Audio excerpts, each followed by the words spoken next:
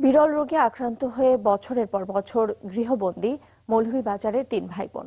মুখমণ্ডল বিকৃতির কারণে সমাজের অন্যদের সাথে মিশতে পারে না তারা। কবিরাজ, ডাক্তার দেখিয়েও কোনো ফল মেলেনি। এতে কষ্টের শেষ নেই দরিদ্র মা বাবার। শিগগিরই উন্নত চিকিৎসা না দিলে আরও বাড়বে রোগের সংক্রমণ। মৌলভীবাজার থেকে এম এ হামিদের পাঠানো রিপোর্ট।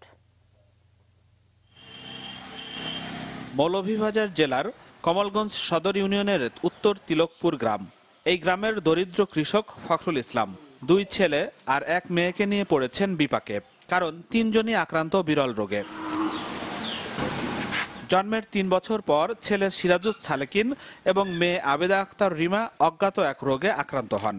এতে ধীরে ধীরে বিকৃত হতে থাকে মুখমণ্ডল। সূর্যের আলোতে যেতে পারেন না, সামাজিকভাবেও হেয় হতে হয় পরিবারটিকে।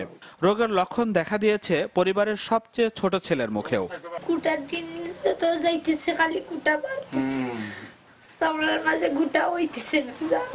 দিন যখন এটা ব্যাপক আকার ধারণ করে, সমাজ থেকে আমি অনেক দূরে যাইতেছি। আমার হাতের পানি পর্যন্ত মানুষে পান করতে চায় না। আমি একজন আলিম মানুষ।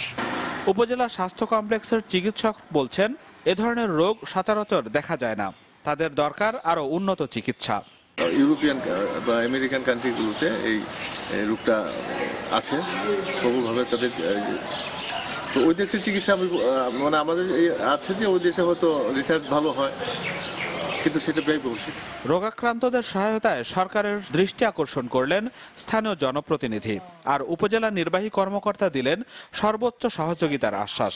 আমরা প্রধানমন্ত্রীর আবেদন করব এই পরিবারটিকে এই চিকিৎসার জন্য তিনি যেন ব্যবস্থা গ্রহণ করেন।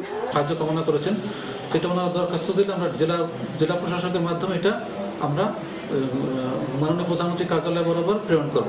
উপযুক্ত চিকিৎসায় পারে সালেকিন, রিমা ও সাদেকুরের জীবনে আশার আলো জাগাতে। সেজন্য সরকারি বেসরকারি সহযোগিতার দিকে তাকিয়ে তাদের পরিবার। Desk report, channel 24।